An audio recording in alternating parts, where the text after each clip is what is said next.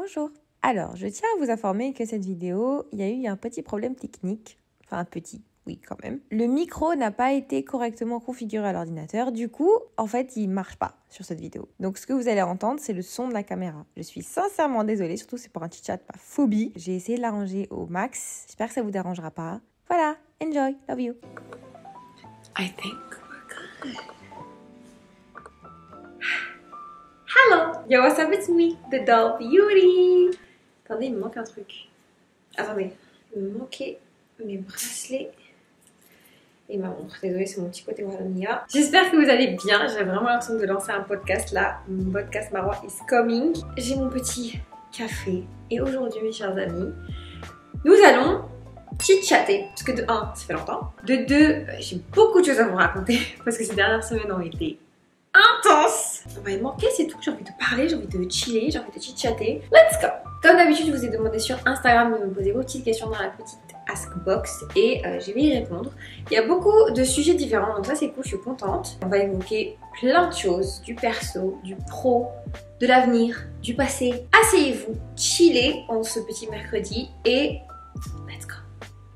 Alors, première question. C'est est-ce que ça va après le départ de Tigrette? Alors on va commencer déjà dans le dur.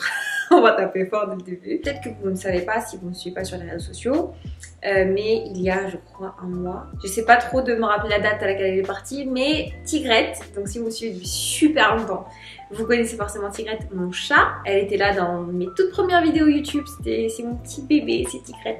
Donc Tigrette nous a quittés il y a du coup quelques semaines. Croyez-moi que c'était horrible, je pense que vous pouvez vous l'imaginer. J'ai grandi avec elle, je l'ai eue quand j'avais, c'était en 2005, donc j'avais 10 ans. Maintenant j'en ai 27, donc pour vous dire vraiment qu'elle faisait partie intégrante de ma vie et maintenant elle n'est plus là parce qu'elle était malade depuis quelques années. C'était dur de la voir maigrir autant, vieillir autant.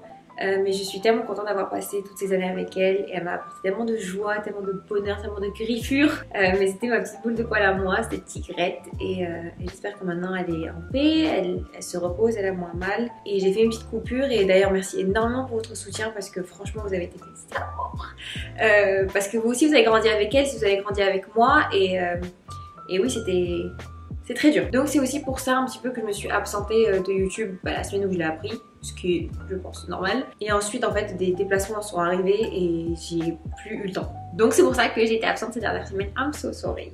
J'aimerais tellement que tu fasses des podcasts. J'ai découvert ça récemment et c'est trop cool. Alors, laissez-moi vous raconter. D'ailleurs, on dirait pas un petit set podcast. J'adore. C'est très cute. Ça fait depuis le mois de... On va dire que ça fait depuis début 2022 que moi et moi on réfléchit à faire un podcast. Donc j'étais trop contente, on avait toute l'idée, on savait comment le filmer, comment l'enregistrer, sur quelle plateforme.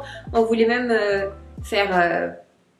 Bref, j'ai pas envie de spoiler parce qu'imaginez un jour ça arrive. Entre temps, il y a eu plein de projets qui sont arrivés.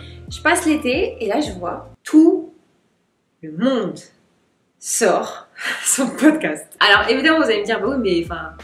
Tout le monde a le droit de sortir son podcast, dont je suis complètement d'accord. Et en plus, genre, c'est pratiquement toutes mes copines qui l'ont sorti, donc c'est vraiment trop cool. En fait, ça me saoulait. Ça m'a vraiment saoulée. C'est vraiment tout le monde a sorti son podcast. Du coup, ça m'a déchauffée. Vous voyez ce que je veux dire? En fait, je suis vraiment le genre de personne, quand je vois que d'un coup tout le monde fait la même chose, ça me déchauffe de ouf.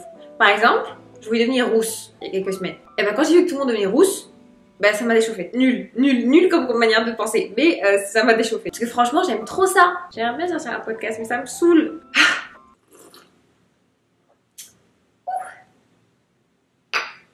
Ah ouais. Pour quand la nouvelle collection d'Adolink?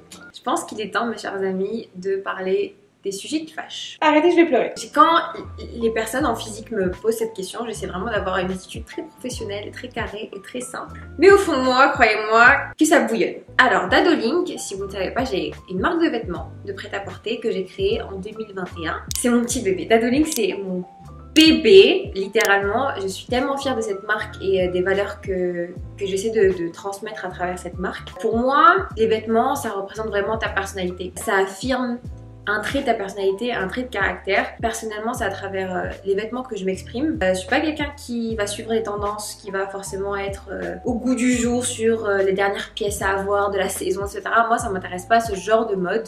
C'est plus des coupes et des formes et des couleurs, etc. qui me mettent en valeur et qui me donnent confiance en moi. Donc c'est pour ça que j'ai créé Dadolink, c'est pour aider les gens à travers les vêtements à avoir plus confiance en eux et à s'affirmer. Voilà l'histoire, rapidement. Maintenant, il faut que vous sachiez que Dadolink est produite en France, même encore plus précisément en région parisienne. Et tout le monde connaît la réputation du Made in France, c'est extrêmement cher. Très cher à produire, donc très cher à vendre. Il faut savoir que mes principales clientes, en tout cas mes premières clientes ou clients, ce sont ma communauté. C'est des gens qui viennent de ma communauté, c'est mes abonnés, qui me ressemblent et qui ont à peu près, c'est une moyenne, hein, mais qui ont à peu près mon âge. 25-30 ans, tu viens de sortir d'école, tu rentres dans la vie active, tu veux pas te dépenser forcément des centaines et des centaines d'euros dans une pièce précise. Et du coup, en fait, il faut parler d'un point de vue business. Quand vous lancez un produit, il faut vendre le produit avec le coût de production, avec la marge, avec le coût de la logistique, le coût de la communication. C'est pas parce que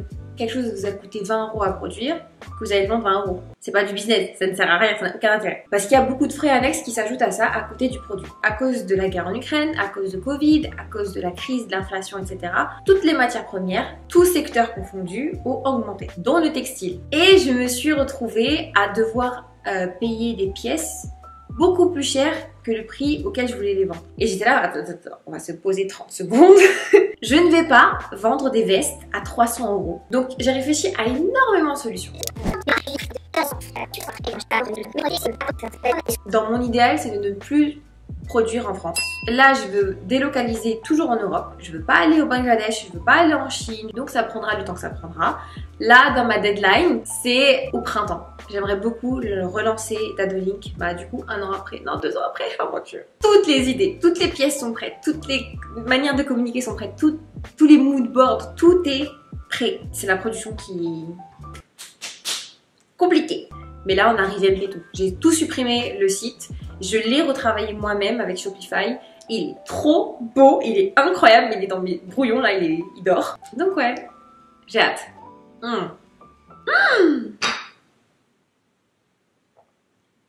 Je viens de renverser du café sur mon canapé. Je suis au bout de ma vie. Il est beige. Comment tu fais pour travailler efficacement et avoir du temps pour toi? Alors, je ne savais pas que je donnais cette impression de travailler efficacement et d'avoir du temps pour moi, parce que moi, dans ma tête, c'est le chaos. J'ai fait il y a longtemps, je crois, une vidéo sur comment organiser son emploi du temps et être plus efficace et ne pas faire des mental breakdown. Mais je pense que ma manière de bosser a un petit peu changé au fur et à mesure des années, mais surtout maintenant que je suis, entre guillemets, mariée. Avec moi, on a beaucoup de projets ensemble et on travaille sur beaucoup de choses ensemble, donc ça, c'est cool. Il faut savoir s'organiser. On a d'autres choses à côté dont on vous parle pas forcément. D'ailleurs, dites-moi si vous voulez une vidéo sur comment on bosse, parce que je sais que je vous spoilais un peu, pas spoiler non, mais genre je vous montrais un peu quand j'allais au bureau, parce qu'on avait un bureau, maintenant on les a changés, mais on avait des locaux avec moi et en fait j'allais souvent là-bas, je bossais, on avait des alternants, des stagiaires, tout ça. Et c'est toujours le cas, donc dites-moi si vous voulez un jour que je fasse une vidéo sur ça, parce que c'est vrai qu'on n'en parle pas. Parce que si vous le savez pas, moi j'ai une agence de com. C'est pas qu'un influenceur en fait. Il a une agence de communication, il travaille avec des marques, des restos, bref tout ça. Et moi des fois j'arrive en consultante. Des fois. Je bosse sur les sites, je bosse sur la créa, mais c'est son agence, tu vois. Après moi je viens et je bosse sur mes propres projets et des fois il est dedans, des fois il est pas dedans, des fois on bosse à travers son agence. Enfin, c'est du business, tu vois. Mais voilà, dites-moi si un jour vous voulez qu'on vous en parle parce que ça peut être très intéressant et vous êtes énormément. Et je suis trop contente, trop contente que beaucoup d'entre vous me posent des questions sur l'entrepreneuriat, sur le business, parce que je suis trop fière d'avoir une communauté qui est super entreprenante et qui veut faire des belles choses et des choses qui leur correspondent. Ouais, donc comment j'arrive à la travailler efficacement? Alors j'ai plusieurs petits tips, mais je pense qu'il faut prendre les astuces qui vous correspondent. Il faut que ça vous facilite la vie. En fait, il y a beaucoup de personnes par exemple qui écrivent sur des carnets. Moi je pourrais pas. Tout se passe là. Voilà. Je fais des to-do tous les jours. Soit sur Notes, sur l'application Notes de votre téléphone, application rappel, toujours de votre téléphone. Les calendriers, vraiment. Donc j'utilise le calendrier d'Apple et le calendrier de Google. Le calendrier de Google, c'est plus un calendrier qui est géré par mon agence, dans lequel ils vont mettre mes rendez-vous, mes réunions ou mes événements ou les previews que j'ai à faire pour les marques ou les posts que j'ai à faire. C'est plus un calendrier qui me permet de communiquer avec mon agence que vraiment quelque chose qui est fait pour moi, parce que je préfère du coup le calendrier d'Apple. Je mets tous mes rendez-vous par exemple médicaux, tous mes trucs personnels, tous mes déplacements, tous les petits détails qui sont pas forcément utiles dans le calendrier Google de mon agence. Vous voyez ce que je veux dire? Utilisez celui qui vous correspond. Mais vous le savez, et je vous l'ai toujours répété, les to-do, c'est la base. Les to-do, c'est vraiment, mais des to-do list, ça vous sauve la vie. Utilisez ça, point final. Et testez. Testez plusieurs manières de vous organiser, testez plusieurs manières de travailler et vous allez découvrir celle qui marche le plus pour vous. Je ne peux pas vous donner des solutions magiques, chacun est unique et il faut que vous trouviez celle qui vous correspond le plus. Est-ce que j'ai des loisirs ou des choses, des petits hobbies que j'aime faire récemment? Vous avez devant vous une toute nouvelle Marwa. Premier hobby, qui est partie intégrante de ma vie depuis que j'ai déménagé, c'est la décoration et l'architecture d'intérieur. Je passe mes dimanches après-midi à regarder des rénovations de maisons. Je regarde des gens poser du placo, casser des murs, poncer des portes. Genre vraiment j'adore ça. J'en parlais avec moi et je lui disais en fait, limite j'ai envie de faire une formation d'architecte d'intérieur et de me lancer. Genre vraiment j'ai une nouvelle passion pour ça. Et c'est à cause de ça d'ailleurs que j'ai dit à ma mère de refaire tout son appartement à Nice. Et j'aimerais vraiment descendre très prochainement à Nice pour m'occuper de l'appartement de ma mère. Là, elle a refait toutes les peintures, elle a cassé toute la salle de bain, donc tout l'appartement de Nice que vous avez connu va changer, va être transformed. Oh my god. C'est trop hâte. Si vous voulez que je pimpe votre appart, vous me dites. Je serai là. Genre, oh mon dieu. S'il vous plaît, laissez-moi pimper votre appart. Venez en faire un truc autour de ça, autour de la rénovation, autour de la déco, autour de l'architecture. Venez, on fait ça. Parce que mon rêve. Oh, j'ai trop hâte. J'ai hâte. J'ai hâte pour vous et pour moi. Ah, mais oui. Mais attendez, moi, on en a marre. On a marre littéralement que je joue à ce jeu. Ah mais j'avais pas fini ma partie. Cette vidéo n'est absolument pas sponsorisée. Le jeu c'est Township. Et je vous en avais parlé sur Instagram. On m'a dit oui moi aussi je joue à ça. Je sais pas si vous pouvez voir. Mais j'ai ma ville. Genre j'ai ma ville, je récolte du blé, je vends des yaourts. J'adore. Et genre j'envoie de la marchandise en hélicoptère, des trucs comme ça. Je kiffe ma vie. Dès que j'ai du temps libre, tac. J'adore. Attendez, il faut que je me remette du gloss. Ce gloss est vraiment incroyable. J'ai découvert aujourd'hui là. J'ai trouvé dans un tiroir. C'est un Morphe, je crois. C'est le Slippers de Morphe. Je me mettrai dans la barre de description si vous voulez. As-tu un conseil pour sortir de ta zone de confort et être moins timide? Alors j'ai fait une vidéo sur comment avoir plus confiance en soi. Je vous la mettrai ici, dans laquelle en fait je vous donne quelques petites astuces et quelques remarques sur mon expérience personnelle, mais aussi sur des faits et des choses qui marcheront forcément. Donc n'hésitez pas à aller jeter un petit coup d'œil. C'est très intéressant comme question, extrêmement intéressant comme question, parce que des fois il faut se forcer. En fait, il n'y a pas 36 000 solutions quand vous savez que vous êtes votre seul frein et que vous n'arrivez pas à sortir de votre zone de confort. En fait, il faut se forcer. Par exemple, en début d'année 2021, j'ai lancé une série sur Instagram qui s'appelle d'Adults Fears. Et en fait, d'Adults Fears, c'était une série où j'affrontais 5-6 phobies. Et c'était horrible. Oh, c'était horrible, mais c'était génial. Mais en fait, est arrivé le dernier épisode où c'était un saut à l'élastique. Je pense que je classerais mes phobies en mode la première, c'est vraiment l'obscurité. Genre, je ne peux pas. Alors, l'obscurité, c'est ma phobie numéro 1. Et la deuxième, c'est le vertige. Comment vous dire que on m'a mis sur un pont, les pieds attachés à un élastique et je devais sauter de 45 mètres de haut. Littéralement, comment sortir de sa zone de confort? Je m'y suis prise à 2 fois, d'accord? La première, j'étais là, je ne peux pas. Genre, je ne peux pas. Mais en même temps, je me suis dit, ok, là, ce n'est pas que toi, Marwa. Là, il y a une équipe de tournage, vous avez fait plusieurs heures de route. Ferme ta bouche et saute. Et j'étais là, mais non mais là c'est physiquement sortir de sa zone de confort, je veux pas sauter dans le vide, c'est horrible, tu vois. À un moment donné, j'ai juste pas réfléchi et j'ai sauté. Et je crois que ça a déverrouillé un vrai truc dans mon cerveau parce que maintenant, dès que j'ai peur de quelque chose, je réfléchis pas et je saute. Quand je sais que c'est quelque chose qui peut être bénéfique pour moi, quand je sais que c'est quelque chose qui est réfléchi, quand je sais que c'est quelque chose qui est pas dangereux en fait. C'est juste moi qui réfléchis trop, c'est juste moi qui suis trop timide, c'est juste moi qui ai trop peur. Ok, stop, saute. Et après tu réfléchis. Et dans plusieurs occasions, ça m'a énormément aidé et ça m'a donné encore plus confiance en moi en tant que femme et en tant que personne. Est-ce que c'est normal de se sentir perdu dans ta jeune vingtaine? Oui. Oui. C'est complètement normal, c'est limite un miracle si vous savez exactement quoi faire dans votre jeune vingtaine. C'est dur, tu vois. Tu viens d'avoir ton bac et on te dit ouais bah trouve ton métier. Tu veux faire quoi plus tard? Tu veux faire quoi pour les 40 prochaines années de ta vie? Tu vois, genre t'as aucune expérience de la vie, t'es jeune, tu viens littéralement de sortir du ventre de ta mère. Enfin t'as aucune expérience, tu vois. Tu te dis bah j'en sais rien, enfin pourquoi vous voulez me coller un métier, j'en ai aucune idée. La vie fait en sorte de te faire découvrir des choses et de te faire vivre des expériences. Donc oui, t'as le droit de te sentir perdu. Après évidemment il faut pas non plus rester dans cette peur et dire bon bah j'attends que la vie m'offre des expériences et ma voie. Il faut être assez proactif et c'est l'occasion, je trouve que qu'on est encore à l'école et qu'on n'est pas jeté comme ça dans la vie active, on est encore en sécurité, on a le privilège de choisir ce qu'on veut. C'est vraiment l'occasion de tester et de voir ce qui te plaît, de voir ce qui te plaît pas. Si tu veux continuer dans un truc scientifique, dans un truc littéraire, dans un truc économique, dans un truc humanitaire, dans un truc social. Surtout qu'on est la génération internet, donc en vrai, enfin, tu peux tout faire en ligne, tu vois. Dis-toi que d'être perdu, c'est l'occasion de faire ce que tu veux au final. Mais évidemment, il faut travailler pour. Et dernière question. Quelle est la leçon la plus importante que tu aies appris dans ta vie? Ouh.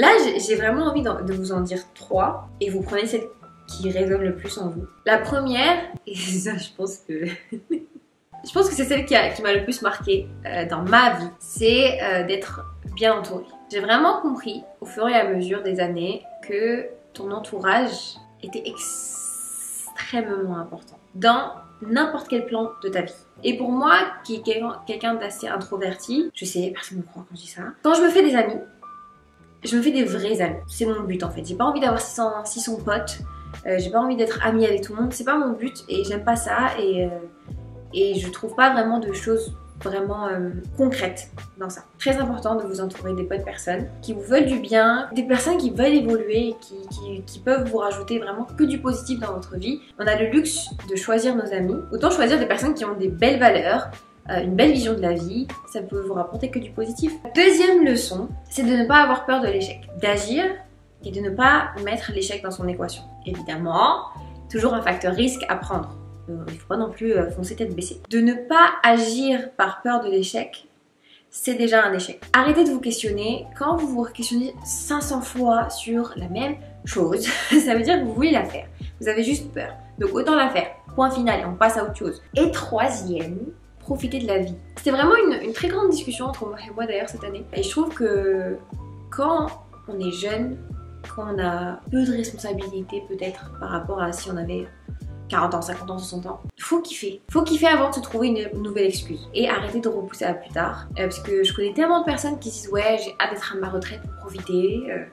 Non, j'ai pas envie de commencer à profiter de ma vie à 65 ans, quoi, tu vois, frère. Tu peux profiter maintenant. T'es pas obligé de partir aux Maldives pour profiter de ta vie. Tu peux faire des trucs complètement gratuits, tu vois, genre tu peux danser, tu peux regarder un film. Surtout là, maintenant, à Paris, à Noël, je me dis, mais juste sortir, se promener dans les rues, c'est déjà un kiff. C'est des petites choses de la vie comme ça qui vous font vraiment kiffer et qui créent des souvenirs et il faut pas avoir de regrets. Et je sais que déjà à 27 ans, c'est un bébé, je suis encore un bébé en vrai hein, par rapport au rythme et au cycle de la vie. J'ai déjà quelques regrets parce que j'ai pas osé faire ci ou parce que j'ai pas osé faire ça et j'ai pas envie de me retrouver à 40 ans ou à 60 ans ou à 80 ans si Dieu le veut à me dire oh j'ai plus la force de faire ci. Oh, j'ai plus le temps de faire ça. Oh, j'aurais bien voulu à mes 20 ans faire ci. Ah non, je suis contente d'avoir déjà ces pensées-là à 27 ans parce que je me dis, ok, bah c'est un électrochoc pour pouvoir un peu plus profiter de la vie. La vie est faite pour créer des souvenirs, partager des moments et être heureux. Oh my god, ce petit chit-chat était assez kiffant, en tout cas pour moi. J'espère que vous avez kiffé, que vous êtes restés jusqu'au bout. Si vous êtes restés jusqu'au bout, vous savez quel emoji mettre. Non, pas l'emoji que je raconte complètement débile. Vous savez quelle phrase mettre. Comme ça, je sais qui est resté jusqu'à la fin. N'hésitez pas, si vous ne me connaissez pas. Je suis Marwa de la chaîne It's All Beauty. It's me. Donc n'hésitez pas à liker, commenter, vous abonner, activer la cloche pour être au courant à chaque fois que je sors une nouvelle vidéo. Vous savez, quand c'est pas dimanche, c'est mercredi. Quand c'est pas mercredi, c'est dimanche. Et des fois, c'est les deux. Je vous fais plein de gros bisous. Profitez de votre soirée. Love you. Et on se retrouve normalement dimanche pour une nouvelle vidéo YouTube. Bye bye.